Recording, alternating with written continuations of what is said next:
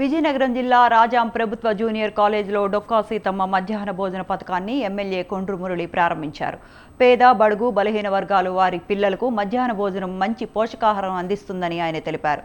పథకం అమలు చేసినందుకు సీఎం చంద్రబాబు, మంత్రి లోకేష్కు ఎమ్మెల్యే ధన్యవాదాలు తెలిపారు. విద్యార్థులు క్రమశిక్షణతో ఉండి బుద్ధిగా చదువుకొని భావి భారత పౌరులుగా వెలుగొందాలని కొండ్రు కోరారు. అనంతరం మధ్యాహ్న భోజన పథకం ప్రారంభించి విద్యార్థులతో కలిసి ఎమ్మెల్యే మురళీమోహన్ సహపంక్తి భోజనం చేశారు.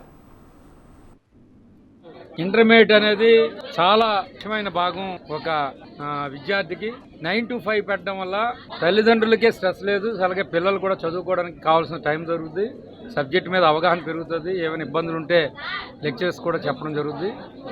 అలాగే ముఖ్యంగా ఆడపిల్లలు మరి బిలో మధ్య తరగతి పేదవాళ్ళ ఇంట్లో మంచి పౌష్టికాహారం దొరికే పరిస్థితి లేదు.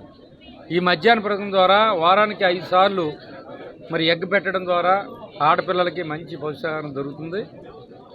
విద్య అన్నిటికన్నా ముఖ్యమైనది. విద్యా వైద్యం. ఆ విద్యకి ఎంత ఖర్చు పెట్టినా దాన్ని మనం హర్షించాలి.